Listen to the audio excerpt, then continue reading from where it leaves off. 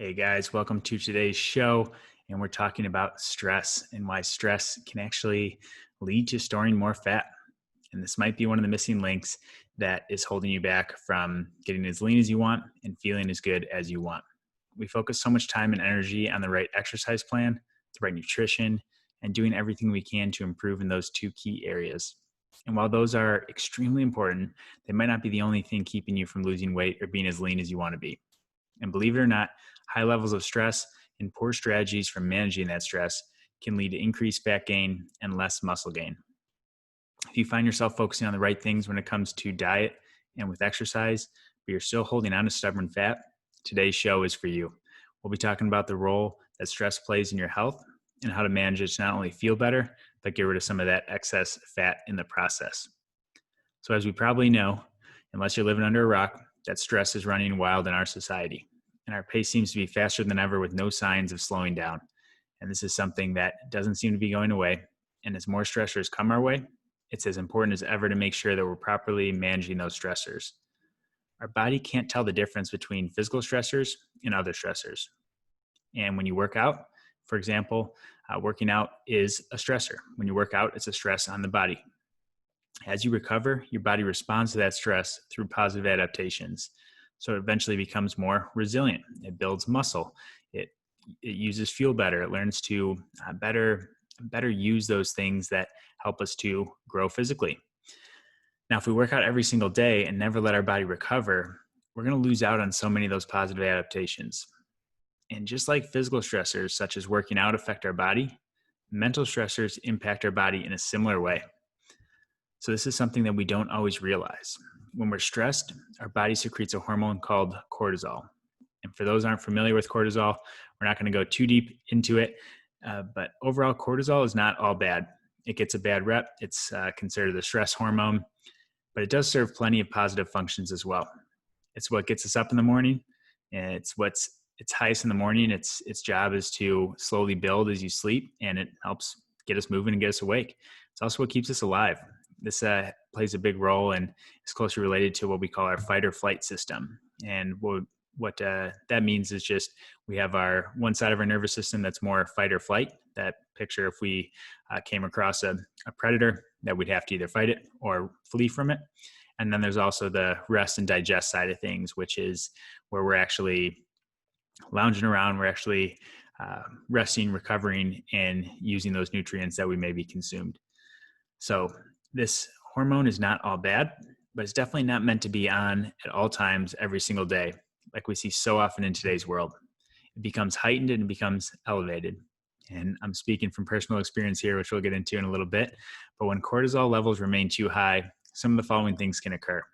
It can lead to stored body fat, decreased ability to build muscle, poor digestion, poor sleep, poor energy and mood. And I don't think I have to emphasize that the combo of all these things equals a less strong, less fit, and less confident version of you. None of those things are things that we're striving for. But I know how hard it is to manage the thousands of stressors that life throws your way. But the cost of neglecting this area of your health is just too high. And that's why I wanted to record this show on it, because this is so important and so overlooked as one of the four pillars of health that we have. And we talk a lot on exercise, we talk a lot on nutrition, we even are talking a lot more on sleep, but stress is one of those that just gets pushed aside because it's so prevalent and it's something that we feel like we just have to live with. But for me, poor management of stress is something that I continue to be challenged by.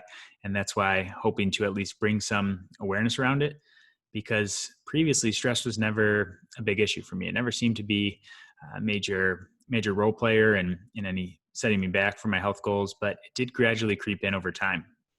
And looking back, I think there's probably a good reason. When my wife and I got married, we moved across the country without any jobs, without knowing anyone, and started a business all within probably 6 months to a year. I think there's a few stressors we can look back on and say, well, maybe that wasn't the best way to go about it from a stress management standpoint.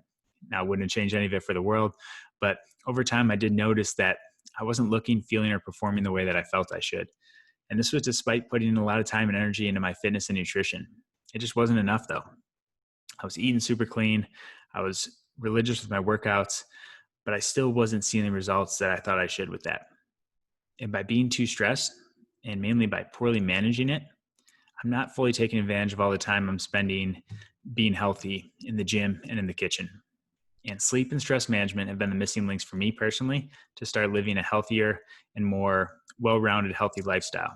And since focusing more on this, and it's been a recent shift where I've really pushed more for these things, I've noticed a few things. I've noticed improved digestion, improved sleep, improved energy throughout the day, and performance in my workouts, and less inflammation, less bloating, less inflammation, especially around my gut. And that's something that I contribute to just addressing some of these other pillars of health that I always neglected. I was just focused on exercise and nutrition. So whether you're in a season of life where you're dealing with some crazy amounts of stress, or you're just looking to better deal with some of the usual day-to-day stressors, it's important to take control of your stress before it takes control of you. And let's talk about some practical strategies here today for how to better manage that stress. First off, you have to identify the stressors. You have to know what those things are that are creeping in. The big stressors we can easily identify, but what about the small things that are slowly creeping up, the things that get under your skin a little bit, the things that the incoming requests that come in, the things that are left unaddressed? If we don't identify those and work to address them, then those things are going to build up over time. And that's working behind the scenes in a negative way. That's doing the things that when we talk about the role that cortisol plays, all those things are slowly activating that. And this could be big things that come up, but most often it's a lot of small things that add up to a bigger problem over time. If you are dealing with stress, it comes down to how well can you manage it. It's not about getting rid of the stressors, but how can you find ways that work for you when it comes to managing these stressors? Some examples would be meditation or prayer, journaling, getting outside and getting moving, positive social interactions or community, some alone time. So sometimes you need social interactions and community. Sometimes you just need some time alone, away from all the busyness. It could be reading, it could be drawing, coloring, getting into something that you enjoy. If you're the creative type, unlike myself, it could be just making sure you're focusing on proper nutrition, exercise, and sleep. So those other three pillars that we talk about. Make sure it really becomes important to make sure that you're attacking this from all angles. And if you're under a ton of stress, then your nutrition becomes even more important. Your exercise becomes even more important. Your sleep is extremely important. So make sure that you're not neglecting those things when you have more stressors incoming.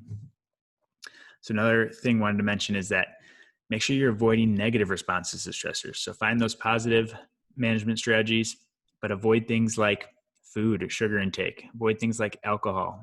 Avoid things like jumping to your phone, social media, internet, Netflix, getting lost in just numbing the situation or avoiding it.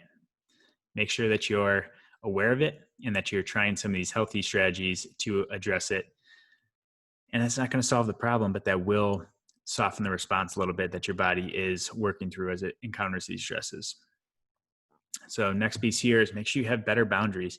Learning to say no has been something that's been huge for myself and huge for a lot of people that I've talked to, because when you have the inability to say no, when you say yes to too many things, when you overcommit, then that usually leads to increased stress and sometimes even resentment. When you say yes to something and you know right away, you're like, I should not have said yes to that. And then you're thinking about it, you're fixating on it, you go do the actual thing and you're not even enjoying it. And that's not a good place to be. So make sure that you're protective of your schedule. And that doesn't mean you have to never do anything, but you do have to know when to say no. And with better boundaries, I also want to say, make sure you schedule in rest and free time, especially for the type A people out there, the people that are go, go, go. Maybe you have to actually physically block in rest time and free time. And that can go a long way in making sure that you're not burning yourself down or wearing yourself out. So last piece for dealing with these stressors is get outside of your own head. And that's why I love things like I mentioned earlier, things like journaling can give some great perspective. Other things though, like getting in community, serving, giving back, find someone else in need, call up a friend who's struggling, and worry about helping more than getting fixated on your own stressors. And this gives incredible perspective and allows you to work through some of these things. And lastly, with that, just know you're not alone with this. This is something that I continue to struggle with. I know many people continue to struggle with, especially for the high achieving guys out there that are looking to do more and do more. Know that you're not alone. There's lots of people going through this, and it's not an issue that's isolated to you. and it's something that you can definitely work through. And it's going to be a work in progress, just like it is for me, but I'm confident that you guys can get there. So to wrap things up here today, stressors might be outside of our control, but they're going to continue to come at you. So make sure you have the strategies in place to properly manage those stressors. And if not, you might be missing out on the potential to live your healthiest and fittest lifestyle. Believe it or not, stress might be that missing link. And if you're working hard in your diet and your exercise, don't let excess stress be the reason that you're hanging on to excess fat. And that can be something that's subtly creeping up. So something that becomes extremely important, whatever your goals are. And don't pretend for a life without stressors, but instead imagine a life where you're properly responding to those. And best of all, you're doing it in a way that your body is looking, feeling, and performing the way that you always knew it could. Imagine how good that would feel. And this is something that's possible when you can start to work on this key area, this key pillar that we talk so much about. And if you are looking for more specific recommendations as it relates to nutrition, sleep, fitness, or stress management, download our free Inside Out Strong Living roadmap that we made. And you can do that through the link right here in the show notes to get our specific recommendations for our clients across those 4 pillars of health. I appreciate you guys listening today, and I will talk to you guys tomorrow.